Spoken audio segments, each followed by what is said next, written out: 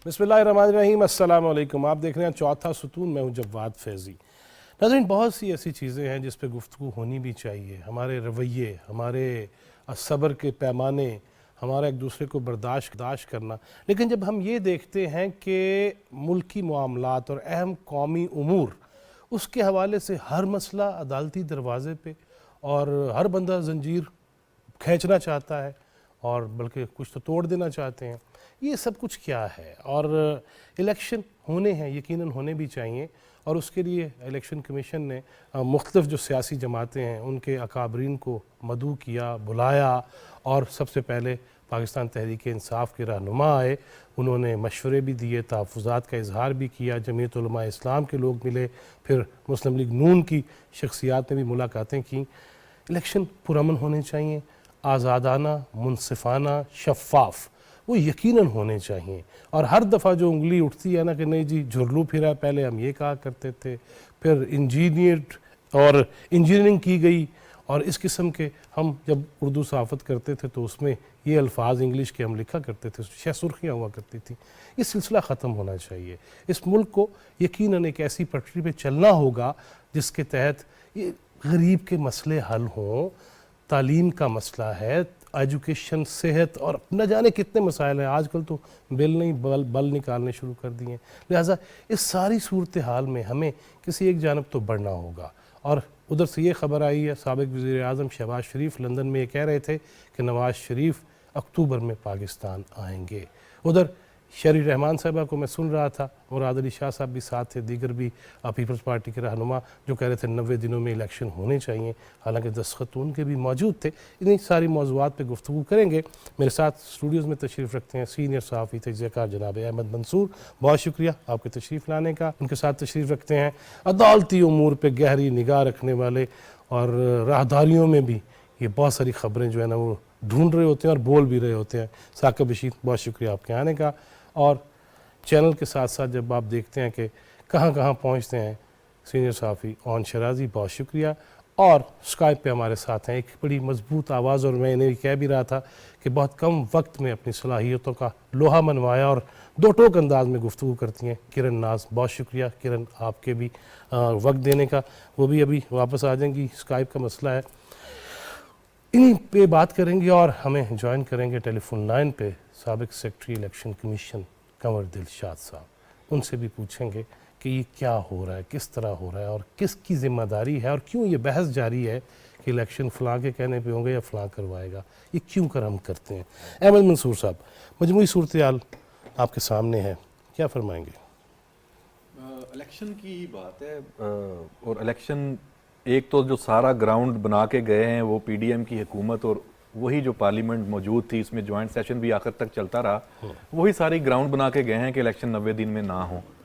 तो अक्टूबर नवंबर में तो इलेक्शन नहीं है, फिर मरदमशुमारी जो सीसीआई में जिसकी अप्रूवल के नए इलेक्शन नई मरदमशुमारी के तहत होने हैं, अब उस पर शेड्यूल आ चुका है। 14 दिसंबर इलेक्शन कमीशन ने दे दिया कि हल्का बंदियां वो मुकम्मल करेंगे, वोटर्स लिस्टें मुकम्मल करेंगे, फिर इलेक्शन का शेड्यूल आएगा।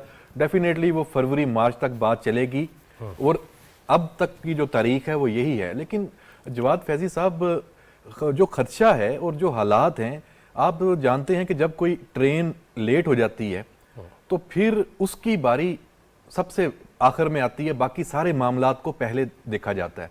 इलेक्शन की ट्रेन इस मुल्क में लेट हो चुकी है। अब प्रायोरिटीज मैं ये समझता हूँ क्या होंगी। डॉलर्स ऊपर से ऊपर जाना शुरू हो गया, इकॉनमी सबसे बड़ी प्रायोरिटी है, फिर सिक्योरिटी की सूरत हाल, और बहुत सारे मामलात जो इलेक्शन से हट के हैं, फिर पॉलिटिकल जो स्टेबिलिटी है कि जब आप तमाम पार्टियां, उसमें पीटीआई से लेके पीपल्स पार्टी, नून लीग, हर जमात, तमाम जमातें, अगर वो इस बात पे एग्री ही नहीं हो रहे कि जो इलेक्शन होंगे उस पे क्या सब मुत्फिक होंगे, जब तक वो मुत्फिक नहीं होंगे तो ऐसे इलेक्शन का फैजी साहब फायदा क्या है। हम तो इलेक्शन के बाद भी यहीं खड़े होंगे, तो इस फजा का बनना भी बड़ा जरूरी है। तो ये ट्रेन भी पहले आएगी कि एक पॉलिटिकल स्टेबिलिटी के लिए कोई एफर्ट हो, उसमें निगरान सेटअप भी। तो इलेक्शन की ट्रेन लेट होती जाएगी, जो बाकी जो अलामतें हैं, जो चीजें हैं, वो पहले होंगी। तो मैं समझता हूं कि इलेक्शन फरवरी मार्च में भी हो जाएं तो सबको आमीन कहना चाहिए। आमीन कहना चाहिए। अच्छा जी, साकिब बशीर साहब, क्या ये जी मैं इजाज़त दें तो पहले कंवर साहब चूँकि फ़ोन पे कंवर दिलशाद साहब अस्सलाम वालेकुम। कंवर साहब मेरी आवाज़ आ रही है? जी दोबारा मिलाइएगा जी। साकिब बशीर, क्या देख रहे हैं हम अदालती दरवाजे, राहदारियाँ, तबसरे, शजरे, पता नहीं क्या कुछ हो रहा है, हो क्या रहा है वैसे? आपने अपने इंट्रो में जिस तरह कहा कि हर मामला जो है वो अदालतों में पहुंच जाता है, मसला ये है कि हमारी जो पॉलिटिकल लीडरशिप है उनमें कंसेंसस नहीं होता, उनमें जो इख्तलाफात हैं वो दुश्मनी की हद तक जो है वो बढ़ जाते हैं। इस वजह से हर मामला जो है वो अदालतों में जाता है और फिर हम लोग ही इवन जो सियासतदान हैं वो भी यही कहते हैं, पॉलिटिकल पार्टीज भी कहती हैं कि हमारे मामलात क्यों जो है वो अदालतों में चले गए। एक वाकया मैं आपको बताऊं कि कुछ अरसा कबल, क्योंकि मैं कोर्ट की बीट करता हूं, तो एक बड़ी पॉलिटिकल जमात के एक लीडर थे, उनसे मेरी बात हुई। वो हर मामला जो है वो अदालतों में लेकर जा रहे थे। तो मैंने उनसे पूछा कि जब आप हुकूमत में थे तो उस वक्त आप ये कहते थे कि मामलात अदालतों की बजाय असम्बली में, पार्लियामेंट में हल होने चाहिए, तो अब आप क्यों ला रहे हैं? तो उन्होंने कहा कि हमारे पास कोई ऐसा हल नहीं है। मतलब वही बात कि जब चीजें इख्तलाफात की बजाय दुश्मनी की हद तक बढ़ जाती हैं तो वो चीजें अदालतों में जाती हैं। फिर एक जो तकसीम हमें पार्लियामेंट में या पॉलिटिकल पार्टीज में एक बड़ी तकसीम नजर आती है, वही अदालती महाज पे भी, वो जो सुपीरियर जुडिशरी हो, अदालत उज़्मा हो, वहां पे भी हमें नजर आती है, वही अवाम में नजर आती है। तो एक ऐसा मतलब एक लाइन खींची हुई है कि हर जो इदारा है उसके एक तरफ कुछ लोग खड़े हैं, एक दूसरी तरफ खड़े हैं। मेरा ये ख्याल है कि मजमूई तौर पर मुल्क में कंसेंसस डेवलप करने की ज़रूरत है जिससे बेहतरी के इम्कानात हों, माशी हालात बेहतर हों और पॉलिटिकल स्टेबिलिटी जो है वो इस तरह आ सकती है। सही। किरण नाज, वैसे तो कहा जाता है कि मैं कोई मुफ्ती नहीं, मुल्ला नहीं, काजी नहीं, दिल मगर इस सूरत हालात से राज़ी नहीं। कैसे सबको राज़ी करेंगे? क्या होगा और कब तक ये देखते ही चले जाएंगे कि हालात बिगड़े हुए हैं, बस ठीक हो जाएंगे, आहनी हाथों से निपटा जाएगा, बस हमने ये खबर ही सुनते रहना है? बहुत शुक्रिया जी आपका, सबसे पहले तो कि आपने अपने प्रोग्राम में मदऊ किया। आपके सवाल पर आने से पहले, आज तकरीबन दोपहर से एक सिचुएशन बनी हुई है और उस सिचुएशन पे मुझे कुछ याद आ गया था, तो मैंने सोचा कि क्योंकि आज मेरी स्क्रीन का आगाज़ आपसे हो रहा है तो मैं आप ही को ये किस्सा सुना दूं। मेरा ताल्लुक है समा टीवी से, तकरीबन 13 साल का वो ताल्लुक हो चुका है और कराची में समा टीवी का हेड ऑफिस था। जो हेड ऑफिस है वो 17 फ्लोर पर मुश्तमिल है और 17 फ्लोर पर 3 वहाँ पर लिफ्ट्स लगी हुई हैं और वो लिफ्ट्स जो है ना, वो मोस्ट ऑफ द टाइम ऐसा होता था कि कभी जनरेटर अब ऑन टाइम रेडी नहीं हुआ या बिजली चली गई तो वो लिफ्ट्स बंद हो जाती थी। तो इस तरह का 2 दफा तजर्बा मेरे साथ हुआ और तकरीबन 40 से 45 मिनट जो है वो एक दफा मुझे भी फंसना पड़ा, एक दफा 20 मिनट के करीब फंसना पड़ा। तो वो उस वक्त तो बड़ी नॉर्मल और नेचुरल सिचुएशन थी, लेकिन आज जाके मुझे इस बात का अंदाजा हुआ और अब मैं अपनी सिक्योरिटी के लिए इधर उधर देख रही हूँ कि वो तो मेरे ऊपर जो आज से कुछ साल पहले हुआ था, तो ये तो मेरे साथ एक कातिलाना हमला हो गया था। बहरहाल इस बात को यहीं पर ही रखते हैं, थोड़ा सा आगे बढ़ते हैं। इलेक्शंस के हवाले से जहां तक आप बात कर रहे हैं ना, और जो सियासी जमातें हैं, देखें ये जो पिछले 16 महीने में होता रहा और फिर जो आखिर में जो कुछ हुआ, ये वो एक जो मर्दमशुमारी, क्योंकि थोड़ा सा किस्सा बड़ा है, जो मर्दमशुमारी का सारा वाकया हुआ था उसमें पाकिस्तान पीपल्स पार्टी थी जो कि इस वक्त इस बात पर एतराज कर रही है, फिर दीगर जमातें भी अब एतराज कर रही हैं, लेकिन पाकिस्तान पीपल्स पार्टी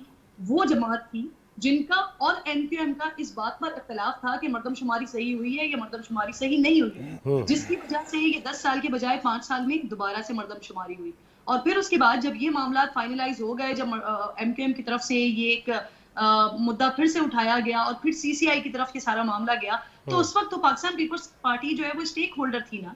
उस वक्त जो मुराद अली शाह साहब वजीर आला साहब वहाँ बैठे हुए थे, उनके सही किरण, मैं ये जसारत करूंगा कि कंवर दिलशाद साहब है वो चूंकि सफ़र कर रहे हैं तो उनके फ़ोन वो कहीं रुक के बात करना चाह रहे हैं, उनसे ज़रा एक बात ये पूछ रहे। कंवर दिलशाद साहब अस्सलाम वालेकुम। वालेकुम सलाम। अच्छा कंवर दिलशाद साहब, ये हम गुफ्तगू ये कर रहे हैं कि आखिर हर मामला अदालत में क्यों चला जाता है और फिर ख़ास तौर पे सदर मुमलिकत का ख़त, फिर इलेक्शन कमीशन की जानिब से ख़त, हालांकि कि कासिद के आते आते मैं ख़त और लिख रखूँ, मालूम है कि वो क्या लिखेंगे जवाब में, लेकिन ये क्या है, ख़तों ख़ती होते रहना हमने। दरअसल प्रेसिडेंट पाकिस्तान ने जो है वो एक खास तरीक़ेकार के मुताबिक 7 हिकमत अमली के तहत उन्होंने खत लिखा है और इस खत के बड़े जो गहरे असरात जो चंद रोज में आने वाले हैं वो मुझे मालूम है। अच्छा। इसके साथ साथ सबसे बड़ी बात अहम ये है कि जनाब ये इलेक्शन कमीशन पाकिस्तान ने अपने आईनी और कानूनी तौर पर अपने इख्तियार दिखा दिए। उन्होंने कहा जनाब जो सेक्शन 57 है जिसमें अभी हालिया तरमीम हुई है, पार्लियामेंट ने एक्ट में तरमीम करने के बाद तमाम इख्तियार इलेक्शन कमीशन पाकिस्तान को दे दिए हैं जी। वो इंतखाबात की तारीख का शेड्यूल जारी करेंगे। तो ये बहुत इससे इलेक्शन कमीशन की खुद मुख्तारी बहुत बुलंद अरूद पे पहुंच गई और इसके साथ साथ सदर ममलकत को खत लिखने की जरूरत नहीं थी। अच्छा। सदर ममलकत ने आर्टिकल 58(1) के तहत कौमी असम्बली तहरीर की जिसमें कोई इलेक्शन की डेट का जिक्र नहीं। अगर कौमी असम्बली जो थी आर्टिकल 48 के तहत रिजॉल्व होती तो फिर उसके नीचे 5वां जो पैराग्राफ है उसमें लिखा हुआ है कि सदर ममलकत तारीख देने के मजाज है। वो तो कौमी असम्बली तो तहलीली आर्टिकल 58(1) के तहत हुई जिसमें कोई इलेक्शन की तारीख का कोई जिक्र नहीं है। तो सदर ममलकत ने एक जो है ये बिला वजह एक गैर मंतकी तौर पर खत लिखा और उन्हें पता था कि चीफ इलेक्शन कमिश्नर वो चीफ इलेक्शन कमिश्नर नहीं है जो सरदार रजा होते थे। सही। ये चीफ इलेक्शन बहुत पावरफुल चीफ इलेक्शन कमिश्नर है। वो एक कानून के दायरे में रहते हैं। उस कानून के दायरे में उन्होंने कहा जी मेरे इख्तियार जो है वो सेक्शन 57 के तहत तारीख देना इलेक्शन कमीशन की जिम्मेदारी है, सदर पाकिस्तान की जिम्मेदारी नहीं है। तो हम आपसे किस बात की मशावरत करें? जब मशावरत का लफ्ज ही हज़फ कर दिया गया सेक्शन 57 में तो हम मशावरत करने के जो है रवादार नहीं है। लेकिन बहरहाल सदर साहब से गलती ये हुई वो क्या पता नहीं कौन से एडवाइजर बैठे हुए हैं वो उनको उसको ये चाहिए था सदर एक आम तौर पर कहते जी मैं सदर पाकिस्तान के तौर पर कहते थे आप अपने तशरीफ लाएं जनाब चीफ अपने बम्मा मेंबर इलेक्शन कमीशन के हम इकट्ठे चाय पीते हैं। हम आइंदा जो मुल्क के अंदर जो मामलात हैं जिस तरह अंदाज से इलेक्शन कमीशन तैयारियां कर रहे हैं, हल्का बंदियां कर रहे हैं, इंतखाबी फरिश्तों की अपडेशन हो रही है तो बैठ के ऐसे ही हमसे मशावरत कर लेते हैं। तो तारीख का जिक्र तो वो ना करते हैं। जिस तरह उन्होंने चीफ जस्टिस पाकिस्तान से 2.5 घंटे मुलाकात की चीफ इलेक्शन कमीशनर ने वो तमाम बातें उन्होंने बता दी चीफ इलेक्शन कमीशन को। वो भी सदर साहब भी कहते हैं कि जनाब हल्का बंदी में कौन कौन सी आईनी रुकावटें पैदा हो रही है। कहते हैं आर्टिकल 51 हाइल है हमारे 90 रोज के इंतखाबात के रास्ते में जो रुकावट है वो आर्टिकल 51 है। हुकूमत पाकिस्तान ने गजट नोटिस जारी कर दिया मर्दमशुमारी के हवाले से और इलेक्शन कमीशन हल्का बंदी करवाने का कानूनी और आईनी तौर पर पाबंद हो गया। उस पर इलेक्शन कमीशन ने अपना रोड मैप दे दिया। 14 दिसंबर को हम मुकम्मल कर देंगे। आपके मैं PTV का बहुत बड़ा चूंकि सरकारी चैनल है तो उस वक्त मैं आपको सबसे बड़ी अहम खबर यह दे रहा हूँ कि इलेक्शन कमीशन ऑफ पाकिस्तान ने ये किया पहली दफा ऐसा किया कि हल्का बंदियों के साथ साथ इंतखाबी फरिश्तों का भी जो है नजरसानी का वो भी यूज करने का इख्तियार साथ साथ शामिल कर दिया। इस 14 दिसंबर को इलेक्शन कमीशन 2 काम करेगा। नोटिफिकेशन पहला करेगा हल्का बंदियों के साथ और उसी रात को उसी शाम को कर देगा जी हल्का की इंतखाबी फरिश्ते मुकम्मल हो गई है और उसके फौरन बाद 2 या 3 दिन के बाद election commission Pakistan election schedule जारी करेगा सेक्शन 57 के तहत और फरवरी के पहले हफ्ते में इंतखाबात हो जाए। फरवरी के पहले हफ्ते में। अच्छा जी मुझे मुख्तसरन कंवर साहब भाईजान ये भी बताइएगा कि ये जो मशावरती अमल है सियासी रहनुमाओं से उनके तहफ़्फ़ुज़ात हैं उनके मशवरे हैं इसको किस निगाह से देख रहे हैं? ये जो इलेक्शन एक्ट में लिखा हुआ है कि जब इलेक्शन कमीशन पाकिस्तान जो है वो इंतखाबात से पहले पार्लिमानी सियासी जमातों से मशावरत करके वो एक ज़ाब्ता इखलाक जो तैयार किया जाएगा ज़ाब्ता इखलाक जो बनाया जाएगा वो सियासी जमातों की मशावरत से बनाया जाएगा। ये उसमें सेक्शन लिखा हुआ है इलेक्शन एक्ट। उस पर तहत इलेक्शन कमीशन अपने कानून के दायरे में रहते हुए इन सियासी जमातों से मशावरत कर रहे हैं। आप बताइए हमें आइंदा इंतखाबात में ज़ाब्ता इखलाक किस तरह से बनाना चाहिए। ये उसकी एक शक्ल है उसकी एक अहम पेशरफ्त है और इलेक्शन कमीशन पाकिस्तान ने बिल्कुल इंतखाबात के लिए अपना रोड मैप तैयार कर लिया और फरवरी के पहले हफ्ते में इंतखाबात हो जाए। सही, बहुत शुक्रिया आपका कंवर दिलशाद साहब, थैंक यू वेरी मच। जी किरण बात मुकम्मल कीजिएगा। वैसे वो कह रहे हैं ज़ाब्ता इखलाक यहाँ तो पूरी कौम का इखलाक का जो ज़ाब्ता है ना उसको ठीक करने की ज़रूरत है। क्या कहेंगी आप?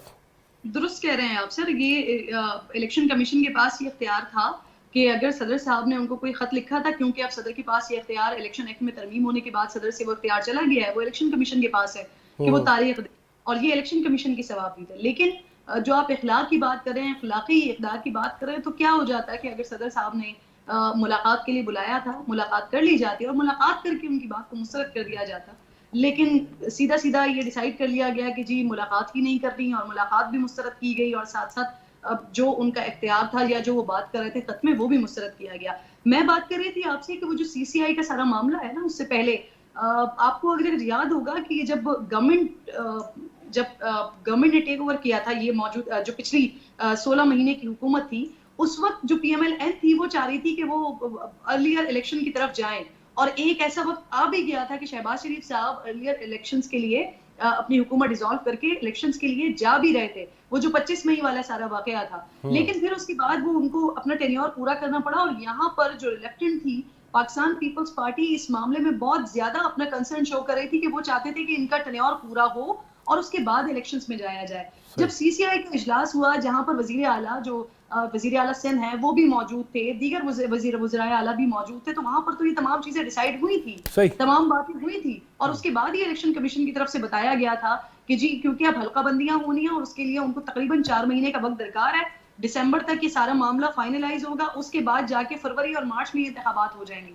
तो या तो आपको CCI के इजलास में ही मुस्तरद करना चाहिए था, और अगर अब ये सारी चीजें की जा रही हैं तो ये इस वक्त सिलसिला सिर्फ और सिर्फ ये है कि तमाम जमातें इस वक्त मिलकर पॉलिटिक्स खेल रही हैं, और बहालत मजबूरी पर हमें भी पॉलिटिक्स ही खेलना पड़ता है।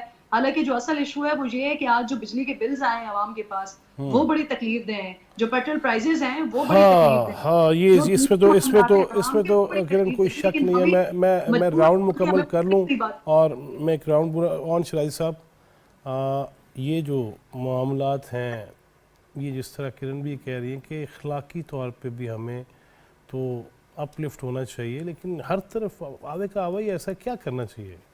देखें जवाद फैजी साहब, इख्तलाफात होते हैं और इख्तलाफ जो होता है, इख्तलाफ राय जो होती है, ये किसी भी जिंदा माशरे की एक साइन होता है कि माशरा जिंदा है।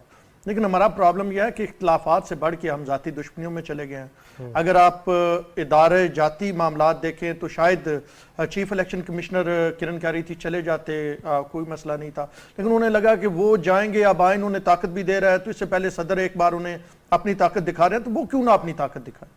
इसी तरह आप आज जिस तरह जिक्र किया जा रहा है उसका जनाब एक लिफ्ट का, और उसको पूरी खबर बना के पेश किया गया, और वो जनाब एक मखसूस पार्टी पाकिस्तान तहरीक इंसाफ, उसका सोशल मीडिया है जी, वो तो चीज़ों को इस तरह बढ़ा चढ़ा के दिखाता है कि जैसे तारीख में पहली बार हो रहा है। अब लिफ्ट में आप 25 लोग दाखिल हो जाएंगे तो वो लिफ्ट रुकेगी ही ना, वो लिफ्ट बंद ही होगी ना। तो आप देखें तो सही, आपने वो एक फोर्स यूट्यूबर्स की और अपने सोशल मीडिया के लोग साथ बिठाए हुए होते हैं, साथ लेके आप चलते हैं, वो आपकी अच्छा, वैसे ऑन ये भी तो लिखा होता है ना, इतने पैसेंजर्स हैं, ये इतना वेट है, तो इतने हैवी वेट लोग जब इतने ज्यादा चढ़ जाएंगे तो ये भी कानून की खिलाफवर्जी है। सर PTI का सबसे बड़ा मसला यही है, वो अपना ही वेट नहीं उठा पाते हैं। तो बाकी हाँ जी, हाँ, अभी पाकिस्तान तहरीक इंसाफ जो है वो अपने वेट के नीचे ही आई हुई है, और हम बहुत पहले ये कह चुके हैं कि ये जो कह रहे थे कि पाकिस्तान डिफॉल्ट करेगा, तो पाकिस्तान तो डिफॉल्ट नहीं करेगा, लेकिन इनकी अपनी पार्टी जो है वो डिफॉल्ट कर गई है। और इस वक्त भी अगर आप मजमूई तौर पे देखें ना, PTI ये इससे पहले बटग्राम का वाक़या होगा, आपने वो सोशल मीडिया ब्रेक का कहा जा रहा है, इजाज़त आप बात मुकम्मल कर लें। सोशल मीडिया अकाउंट्स आपके नॉलेज में भी हैं, मेरे नॉलेज में भी हैं, जिन्होंने सरफराज सितार शहीद के बारे में क्या लिखा था, उन्हीं सोशल मीडिया अकाउंट से क्या लिखा गया कि जी किसने रेस्क्यू किया। तो हर अहम मौके पे पाकिस्तान तहरीक इंसाफ वाज़े तौर पे नजर आती है कि वो तफरीक की जानब जाती है, वो इंतशार की जानब जाती है, और ख़ास करके उसके लिए सोशल मीडिया का इस्तेमाल किया। हाँ, काश के ये तफरीक, ये इंतशार इस छोड़ा जाए। एक छोटा सा ब्रेक है, ब्रेक के बाद वापस आते हैं। Stay with us.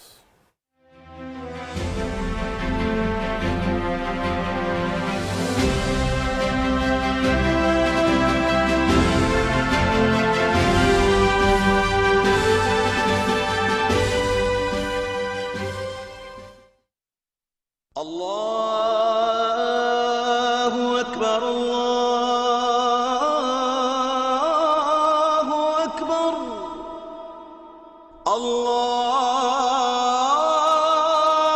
अल्लाहु अकबर, अल्लाहु अकबर, अशहदु अन ला इलाहा इल्लल्लाह,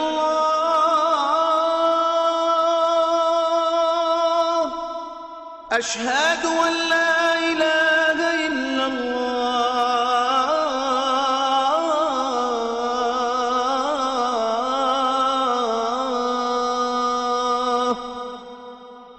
अशहदु अन्न मुहम्मदर रसूलुल्लाह,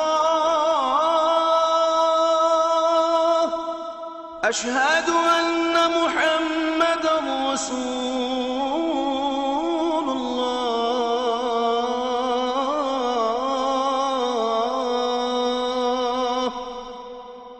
حي على الصلاة حي على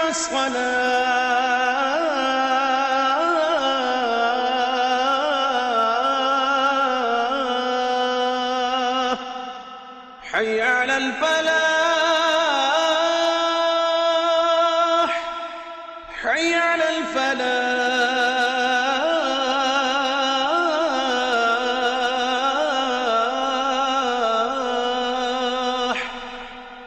الله أكبر الله أكبر لا إله إلا الله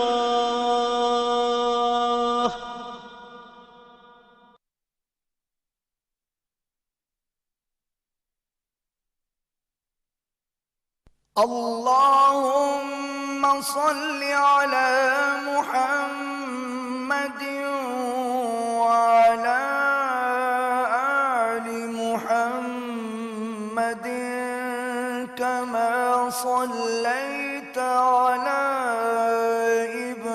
إبراهيم وعلى آل إبراهيم إنك حميد مجيد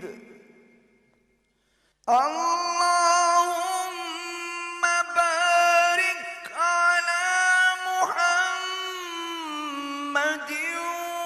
وعلى آل محمد كما باركت على إبراهيم وعلى آل إبراهيم إنك حميد مجيد.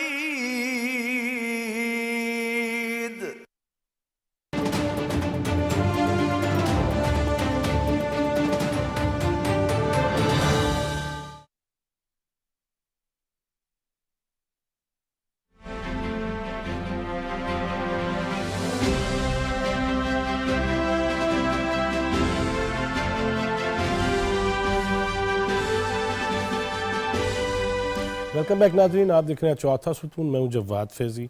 ब्रेक से पहले ये बात हो रही थी कि ज़ाब्ता अखलाक उस पर अमल करना ज़रूरी है। अगर सारी सियासी जमातें इलेक्शन कमीशन ऑफिस जाके तहफ़्फ़ुज़ात का इजहार भी करती हैं, गुफ्तगू भी करती हैं, मशवरे भी देती हैं, तो फिर वो ज़ाब्ता अखलाक पे क्यों अमल नहीं कर पाते? इलेक्शन के दिनों में हम देखते नहीं हैं कि होता है, लिहाजा उसको भी रोकना चाहिए। और मजमूई तौर पर भी हमें अखलाकियात का सिर्फ दर्स ही नहीं देना चाहिए, अमलन उस पर अमल करना चाहिए। अहमद मंसूर साहब, ये बताइएगा कि जिस किस्म के माहौल में और फिर इंटरनेशनली जो पाकिस्तान के बारे में तासुरात के इजहार होते हैं, उसमें इदारा जाती बात हुई अभी ऑन शराइज साहब ने की, क्या करना चाहिए? किस तरह हम अपना इमेज बेहतर कर सकते हैं? सिरा कहाँ से पकड़ना चाहिए? फैज़ी साहब, इमेज बेहतर करने के लिए तमाम अदारों को एक पेज पे जो एक आम हम बात करते रहते हैं उस पर आना होगा। लेकिन बात वही है कि ये मौका कैसे आएंगे? अभी तो इलेक्शन है। इलेक्शन तो नाम ही इस चीज़ का है कि आपने अपने मुखालफिन को टारगेट करना है, उन पर तनकीद करनी है, आपने इश्यूज़ खुद जनरेट करने हैं।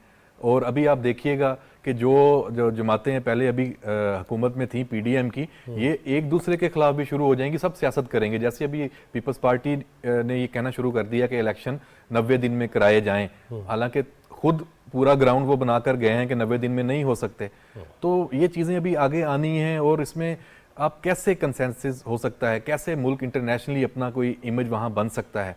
तो सारा बर्डन आप चाहते हैं कि निगरान हुकूमत के ऊपर आ जाए, तो निगरान हुकूमत का तो ये काम नहीं है इमेज बिल्डिंग, उसने तो डे टू डे मैटर्स पे काम करना था। लेकिन जिस तरह की निगरान हुकूमत आई है, उसके अंदर लोग हैं और जो ये एक फ़ज़ा बन रही है कि ये बड़े कम्पिटेंट लोग हैं और पाकिस्तान को चलाने की अहलियत रखते हैं और बड़े चुन के इनका तयन हुआ है, चाहे जैसे भी सारी पॉलिटिकल फोर्सेस इसमें इन्वॉल्व हैं, जो भी सारा मामला है, तो फिर इनके ऊपर बर्डन है। तो फिर ये 90 दिन में तो नहीं ये करेंगे ना इमेज बिल्डिंग, इनको तो फिर थोड़ा टाइम तो आपको देना पड़ेगा।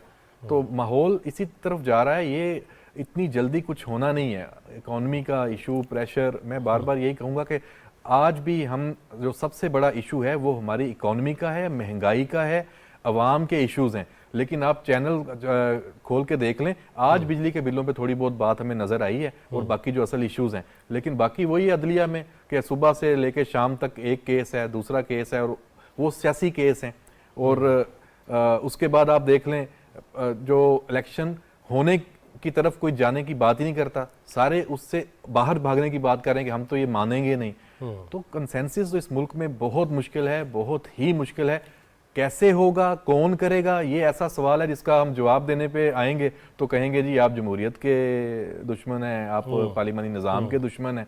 इस मुल्क को इस वक्त मैं नहीं समझता कि कोई ये पार्लिमानी निज़ाम या कोई इसका कोई रास्ता है। ये अभी साल, 1.5, 2 साल, 3 साल कुछ ऐसा सेटअप यहाँ आना चाहिए, कोई एक कौमी हुकूमत के नाम पर बन जाए, कुछ हो जाए जो सिर्फ एक कौमी एजेंडे को लेके आगे चले कि पाकिस्तान को बचाना है, उस हद तक लेकर जाना है कि हम इस जो ये एक मतलब आप चाह रहे हैं कि सियासी जमातें आपके पीछे पड़ जाएं, है ना? मेरे पीछे क्या पड़ जाए, एक दूसरे के पीछे पड़ जाए, उन्होंने तो पढ़ना ही है। अच्छा किरण, अभी अहमद मंसूर साहब जो फरमा रहे थे कि जब इलेक्शन आता है तो इल्ज़ाम लगते हैं, हालांकि हमें मगरिब के बड़े हवाले दिए गए, रियासत मदीना बहुत ज़्यादा सुनाया गया, वहाँ तो ऐसा नहीं होता कि आप मुखालिफ उम्मीदवार या जो मुखालिफ सियासी लोग हैं उनकी पगड़ी भी उछाल दें और उन्हें बस चारों शाने चित करने के चक्करों में पड़ जाए, सबूत हो तो वो लहरा दिए जाते हैं। लेकिन यहाँ तो अन्य इल्ज़ाम लगते हैं और यहाँ तो साइफर भी लहरा दे तो गाली कोई नहीं, ये क्या है? साइफर भी लहरा के और फिर बाद में कह देते हैं कि मैंने तो उसे पीछे छोड़ दिया। लेकिन सर जब ये रियासत मदीना की बात की जाती है ना, तो ये मेरे लिए बड़ी तकलीफ दे होती है कि रियासत मदीना तो वो थी कि हज़रत उमर फारूक रज़ियल्लाहु ताला अन्हु खड़े हो गए थे, उनसे लोगों ने सवाल कर लिया था कि जो आपने कुर्ते पहने हुए हैं ये तो 2 कपड़ों में बना है, आप इतने तवील हैं, आप तवील कामत हैं, तो आपको तो ये कपड़े नहीं आ सकते, तो आपने ये 2 चादरें कहाँ से ली हैं? तो उनके बेटे को आकर उनकी सफाई देनी पड़ी थी कि मैंने अपनी चादर दी थी जिसकी वजह से मेरे बाबा का कुर्ता बना था। तो रियासत मदीना तो वो थी। यहाँ तो जी 42 समातें हो गई, 1-1.25 साल तक केस चलता रहा, बता नहीं सके कि जी वो रसीदें कहाँ से आई, किसको बेची, किसको दी, कहाँ गई वो घड़ी, कहाँ से आई थी वो घड़ी, ये तक तो बता नहीं सके। तो रियासत मदीना वाली जब बात की जाती है ना, तो मुझे वहां पर तो बड़ी तकलीफ हो जाती है। लेकिन उसके अलावा भी अब आप रियासत मदीना को अलग करके जो आपने एक और बात मगरिब की बात की थी, तो मगरिब की भी बड़ी मिसालें दी जाती थी। और उस वक्त जब ये जो बाइडन आए थे और उन्होंने उनकी ओथ टेकिंग सेरेमनी हो रही थी, तो मैं बड़ी गौर से और बाकायदा ऐसे चेहरे पर हाथ रख के मैं सुन रही थी और मैं देख रही थी और मैं बड़ी परेशान थी कि ना वो जो बाइडन ने कहा कि ओए डोनाल्ड ट्रम्प मैं तेरे साथ ये कर दूंगा, ओए मैं तेरा एसी उतरवा दूंगा, ओए ओए ना, इस तरह की कोई ओथ टेकिंग सेरेमनी में ना इस तरह की कोई बातें हो रही थी, ना कोई और चीजें हो रही थी। वो आए, उन्होंने अपना ओथ लिया, उसके बाद उन्होंने अपनी आवाम से खिताब किया, उन्होंने बताया कि वो आगे अमेरिका के लिए क्या करना चाहते हैं और चले गए। लेकिन हमने तो, क्योंकि हम तब्दीली लेकर आ रहे थे मुल्क में, क्योंकि हम मगरिब का कल्चर भी ला रहे थे प्लस रियासत मदीना भी बना रहे थे, और हमने हमारे पास जो कुछ डेवलपमेंट हो रही थी तो हमने तो ये सब कुछ देखा था। तो जब हम वो वाली रियासत मदीना माफ कीजिएगा, वो वाला हम मगरिब देखते थे जो हमें बताया जाता था, और फिर जब हम वाकई मगरिब देखते थे तो हम वैसे ही कंफ्यूज हो जाते थे कि कौन सा मगरिब है, जो हमें बताया जाता है वो मगरिब है, जो हमें टीवी पे दिख रहा है वो मगरिब है। तो मगरिब में और रियासत मदीना में बल्कि किरण हमने तो सूरज ही मगरिब से निकालना शुरू कर दिया था, मशरिक की बजाय। जी तो वो देखे ना, फिर हमें वो 3.5 साल तक इस तरह से मुखालिफिन के हवाले से और पीछे लगा के रखा। आज जो हमारी यूथ की हालत है वो इसी वजह से है, और जो हमारी यूथ और जो सोशल मीडिया पर लगी हुई होती है ना, खवातीन का एहतराम नहीं बचा है, लोगों का एहतराम नहीं बचा है, बड़ों का एहतराम नहीं बचा है, बस जिसकी बात खिलाफ लगी, आपको मुखालिफ लगा, आप उसके पीछे पड़ जाते हैं सीने चढ़ा के। वो इस वजह से क्योंकि पिछले 3.5 साल हमारी भरपूर ट्रेनिंग हुई है, हमारी इतनी ट्रेनिंग हुई है कि जिसके बाद पिछले 16 महीने भी फिर उसका तसलसल थोड़ा सा आगे बढ़ा, और आज हम बैठे हुए हैं। और ये बड़ी तकलीफ दे सूरत हाल है कि जब आपने एक और पैनलिस्ट जो आपके साथ मौजूद हैं, एक और आपके मौजूद मेहमान, जब उनके पास भी जवाब नहीं, मेरे पास भी जवाब नहीं, आप किसी से भी बात करें, किसी से भी पूछें, आपको ये कहीं से भी जवाब नहीं मिलेगा कि इस वक्त पाकिस्तान का हल क्या है। क्योंकि पोलराइजेशन इतनी है, सिचुएशन इतनी ज्यादा बिगड़ चुकी है, अवाम इतनी ज्यादा तकलीफ में है, सियासी जमातें अपने अपने में लगी हुई हैं, इलेक्शंस होने हैं नहीं होने, इमरान खान ने जेल में रहना है नहीं रहना, इन सारी चीजों में इतनी ज्यादा खींचातानी हुई है कि किसी को नहीं मालूम कि इस वक्त पाकिस्तान का हल क्या है। और जो पाकिस्तान की आवाम है वो मेरी तरफ, आपकी तरफ आपके तो प्रोग्राम का नाम ही चौथा सुतून है और हम हैं भी चौथा सुतून। वो हमारी तरफ देखते हैं कि हमारी बात कब की जाएगी, लेकिन अनफॉर्चुनेटली हम बात कर ही नहीं सकते क्योंकि हमें भी नहीं मालूम कि इस वक्त हल क्या है। तमाम जमातें, जब उनको कहा गया कि जी सारी साथ बैठ जाएं, उस वक्त एक जो बड़ी जमात उस वक्त बनी हुई थी वो तैयार नहीं थी, और अब जब वो चाहते हैं कि एक साथ बैठ जाएं तो उनकी पोजीशन ऐसी नहीं है कि वो अब साथ बैठेंगे तो बैठ के कर क्या लेंगे, क्योंकि पोलराइजेशन इस वक्त इतनी ज्यादा है सर सही। कि हमारे पास कोई हल दिखाई नहीं देता है। अल्लाह करे हल निकले। आउन शराजी साहब, जिस तरह बात की कि कोई हल नहीं, वो नवाब ट्यूबवेल तो है ना, वो तो ढूंढना पड़ेगा ना, 100 गल्लां दी कोई गल, लिहाजा वो कहाँ से आएंगे। अच्छा, किरण ये कह रही हैं कि 3.5 साल में एक माइंड सेट बनाया गया, 16 महीने वही चला। वो कोई एवं तो नहीं बनाया गया, उसके लिए 25-25, 30-30 हज़ार रुपये भी दिए गए ना। परवेज़ खटक जो साबिक CM है KP के और मरकज़ में वज़ीर है दिफा के, उन्होंने हमें बताया ना कि ये सारा झूठ का पलंदा होता था और ये पेड लोग होते थे और ये पेड ट्रोल्स होते थे और ये सारा एक सोशल मीडिया के ज़रिए, वो अगर आप डैम्स देखें, वो तमाम चीज़ें आप देखें, तो आप चले जाएं 2013-14 से पहले अगर चले जाएं ना पाकिस्तान की सियासत में, आल्दो कि उस वक्त भी कोई फरिश्तों वाली सियासत नहीं हो रही थी, लेकिन बहुत सारी नाम्स थी, बहुत सारी चीज़ों को, और जो लोग इस तरह की हरकतें फरमाते थे जो 2013-14 के बाद फरमाई गई हैं एक पार्टी की जानब से, उनको कोई इतना आप ये कहें कि उनको ग्लैमराइज नहीं किया जाता था। इधर तो ये होता था, मैं PM की बीट कवर करता था, आप भी कवर कर रहा हूँ, तो ये PM की जानब से थम अप जाता था, जो जितनी ज्यादा मुखालफीन को टीवी पे जाके आप ये कहें कि बुरी तरह लिताड़ता था, इन अदर वर्ड के बहुत बिलो जाके उसको थम अप जाता था, उसको कहा जाता था ये बेहतरीन तर्जमान है। यहाँ पे तो वजीर इत्तलात इस वजह से हटाए गए कि जनाब ये सही तरह से मुखालफीन को जवाब नहीं देते उस पार्टी की जानब से। तो मजमूई तौर पे अब क्या है, अब एक जिस तरह साबिक वज़ीर आज़म शहबाज शरीफ कहते रहे मिसाके मईशत, बैठे मईशत पे तो बात करें ना। ये अब आपका पेट्रोल है 300 को छूने वाला, अब शुनीद है कि शायद इससे भी आगे जाए। अगर इससे आगे जाता है, आपका डॉलर काबू नहीं आ रहा, तो उसके बाद फिर आप क्या करेंगे? मुल्क आपका डिफॉल्ट होने से बच गया, लेकिन आपका गरीब डिफॉल्ट हो चुका है। मुल्क तो IMF के, जैसे वजीर आजम ने कहा कि जी, और सलंगी साहब ने भी यही कहा कि जी वो तो चले जाते हैं, हमारी हुकूमत तो चली जाती है IMF के पास, तो गरीब किसके पास जाए?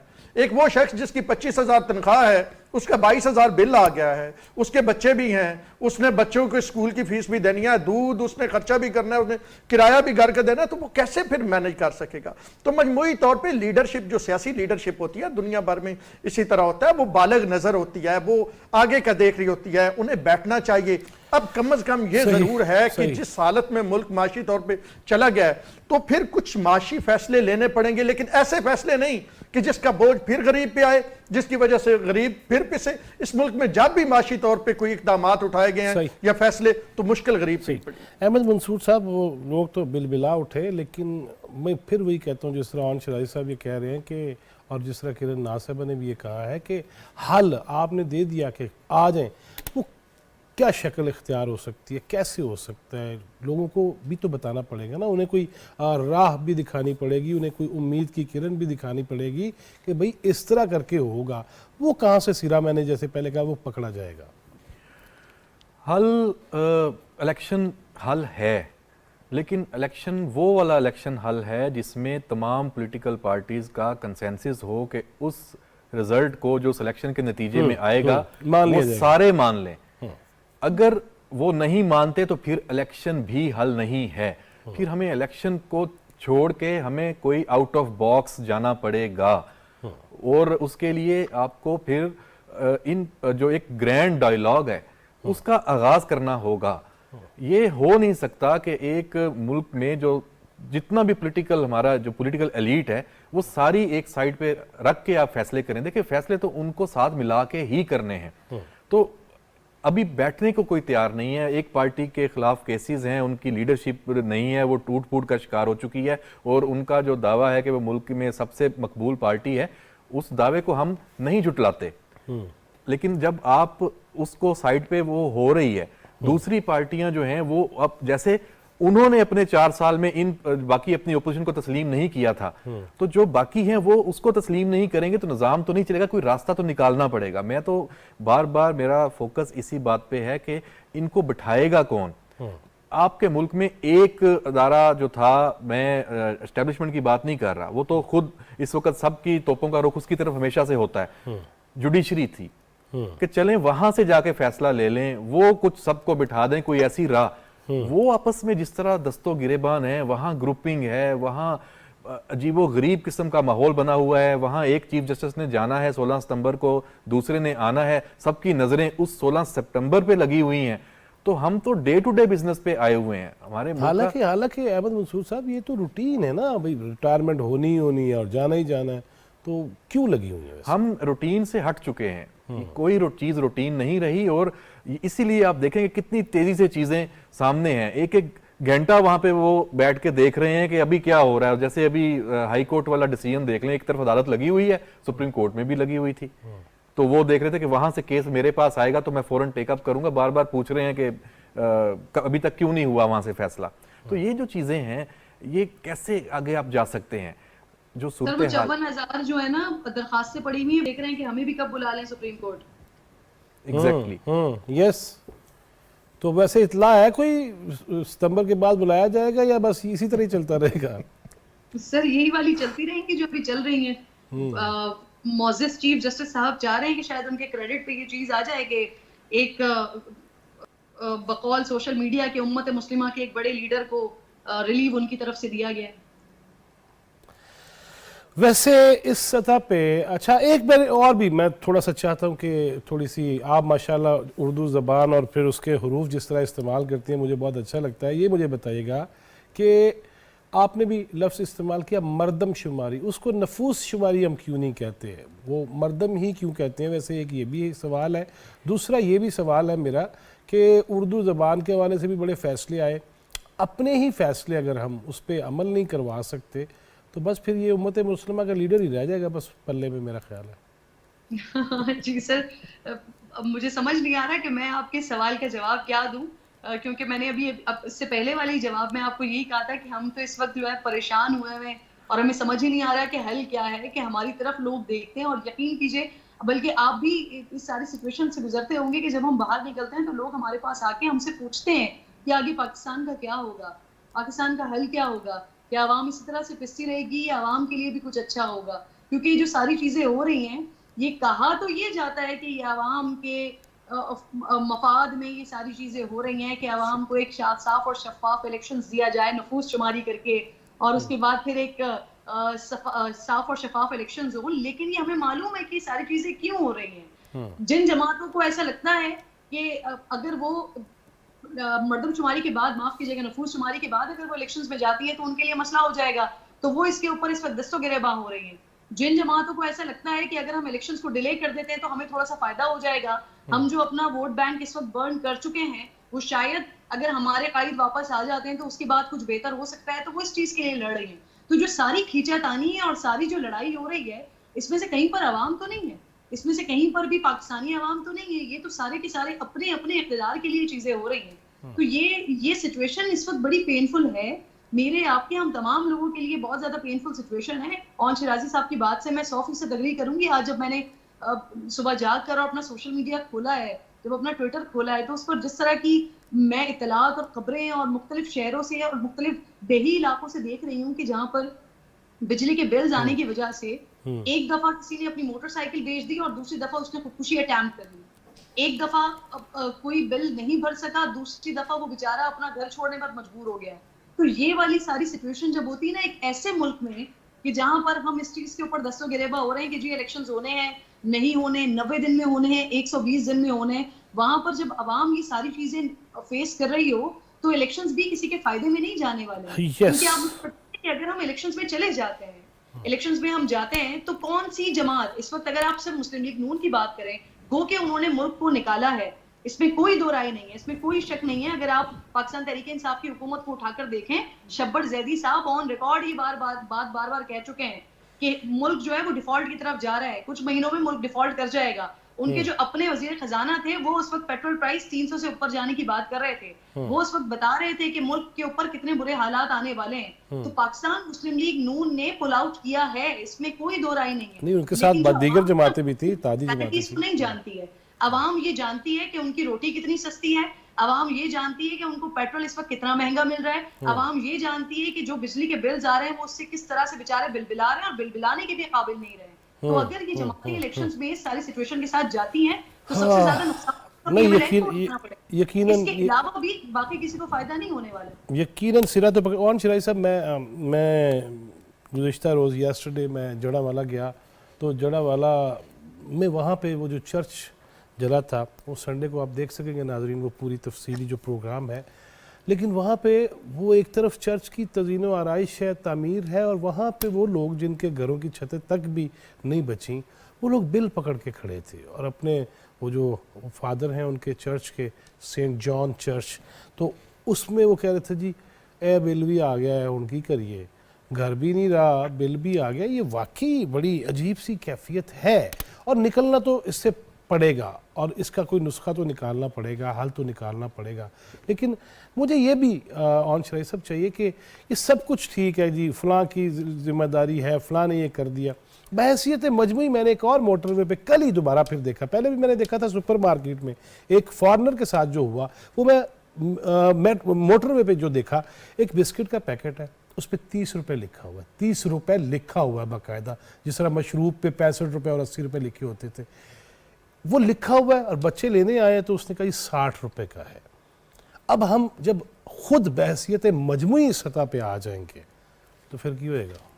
जवाद फैजी साहब, आप क्योंकि दो सवाल हैं, दो हिस्सों में मैं जवाब दूंगा। एक तो आप बिल्कुल दुरुस्त कह रहे हैं कि हमें इंडिविजुअली तौर पे ठीक होना है, हम ये चाहते हैं कि दूसरे वाला ठीक हो जाए।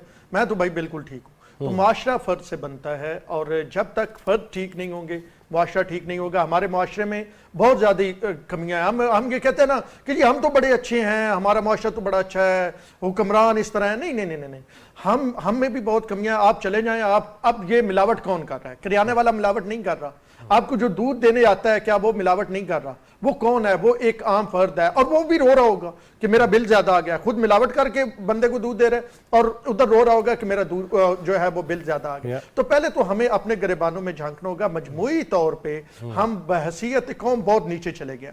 हमें थोड़ा सा ना इस्लामी असूलों को, और फिर प्रॉब्लम यह है ना कि जो हमारे कुछ लीडर, उन्होंने इस्लाम को पर्सनली और अपने जाती और सियासी मफाद के लिए इस्तेमाल किया और लोगों को और यूथ को फिर उन चीजों से मजीद दूर किया। जहां पे कानों में ये कहा जा रहा हो कि अपनी तकरीर में इस्लामी टच दे दें, तो वो फिर आप खुद सोच लेना कि इस्लाम को किस मकसद के लिए इस्तेमाल किया गया। अगर माजी में देख लें, डिक्टेटर्स के दौर में देख लें, तो इस्लाम को तब भी पर्सनल फायदे के लिए इस्तेमाल किया गया और यह तो बड़ी रिसेंट एक मिसाल है। तो हमें सबसे पहले तो खुद ठीक होना पड़ेगा। दूसरा हल क्या है? देखिए, सब्सिडी जो है ना, जब भी IMF या कोई और कहता है ना सब्सिडी अवाम से छीन ली जाती है, सब्सिडी मजबूरी तौर पे खत्म करें ना। आप अगर ब्यूरोक्रेसी को अगर आप फ्यूल दे रहे हैं मुफ्त में, तो आप देखें दुनिया में और कहां मुफ्त में फ्यूल दिया जाता है। दुनिया में और कितनी सरकारी गाड़ियां हैं दुनिया में और कितना इस तरह का। तो हमें आप थोड़ा आउट ऑफ बॉक्स जाना आप पड़ेगा। अगर दुनिया का मुआवजे पे आ जाएंगे तो फिर तो भाई जी बड़ा मसला हो जाएगा। मैं वो कहना नहीं चाहता कि कारकर्दगी क्या है, नंबर कारकर्दगी में हमारे क्या है और वसाइल के हुसूल में हम कहाँ पे हैं, वो आपको भी पता है, मुझे भी पता है। तो लिहाजा अल्लाह ताला आसानियाँ ही करे। अहमद मंसूर साहब, आखिर में मैं चाहूँगा कुछ तबरकन फरमा दीजिए, कोई उम्मीद की बात भी कर दीजिए, कोई हौसले के बात भी, कोई मुस्कुराने पे ही लोगों को ले आइए, कोई ऐसी बात भी कर दीजिए। देखें, मुस्कुराने के लिए तो यही है कि मुस्कुराइए। ये पाकिस्तान है, आप पाकिस्तान में तो आप पाकिस्तान में हैं, क्योंकि माजरत के साथ हम अब साल 2 साल 5 साल 20 साल की प्लानिंग वाला मुल्क तो इस वक्त नहीं है। हम तो डे टू डे चला रहे हैं। अगर आवाम से हमसे पूछें, आपसे पूछें कि क्या होगा आने वाले दिनों में, तो आप उसे कहें कि आज शाम का तो बता सकते हैं, कल का नहीं बता सकते। तो हमें इस तरफ दुआएं आगे लेके जा सकती हैं। मायूसी कुफर है, लेकिन उसके लिए कौम को भी सामने आना होगा, कौम को भी देखना होगा कि उन्होंने क्या गलत फैसले किए हैं। वो कल्ट नहीं बनना होगा, किसी के पीछे अंधा धुंध नहीं चलना होगा। किसी की शख्सियत के वो देखने में खूबसूरत लगता है, वो क्या बात है उसकी, कैसा अच्छा वो कोई हैंडसम है, तो इससे निकलना होगा। तो फैसला तो कौम ने ही करना है।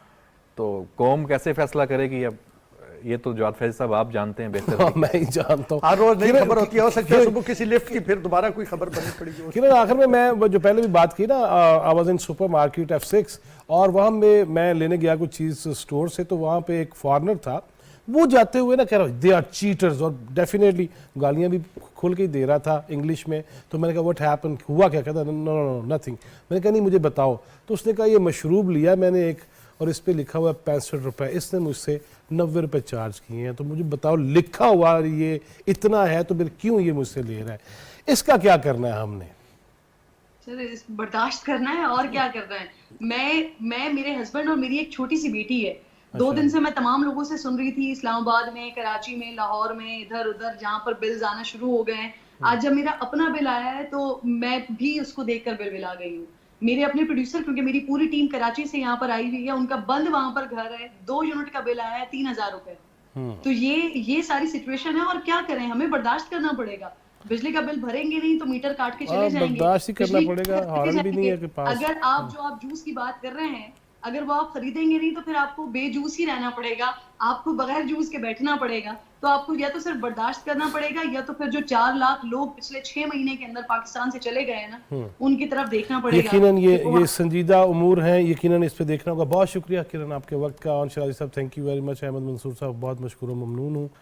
साकिब बशीर साहब आए थे और लेकिन उनके ऑफिस से कोई इमरजेंसी कॉल थी अदालती मामलात के हवाले से, तो वो फिर उन्हें है यहीं पे लेकिन सामने नहीं है। उनका भी बहुत मशकूर व ममनून हूँ। नाज़रीन, हसास इशूज़ तो हैं और ये हम हमेशा ये कहते हैं कि अपने पेट से कपड़ा नहीं उठाना चाहिए अपने मुल्क और रियासत के मामलात, लेकिन वाक़यतन ये सोचना होगा क्यों कर इस नहज पे पहुँचे हैं। उसमें जो ज़िम्मेदारान हैं उनका भी सामने आना ज़रूरी है, लेकिन मैं अपने तई और आप अपने तई ज़ाती हैसियत में कहाँ पे खड़े हैं, उस बारे में जब हम अपने आप से पूछेंगे ना, और जो जवाब आएगा उसको देखते हुए फिर ऐसी सिमत का तयन कर लीजिए जो आपको भी पाकिस्तान को भी बेहतरी की जानिब ले जाए। अल्लाह ताला पाकिस्तान को सलामत रखे, हमें आसानियाँ तकसीम करने वाला बनाए। जवाद फैज़ी, चौथा सुतून टीम को इजाज़त दीजिए। अल्लाह निगहबान।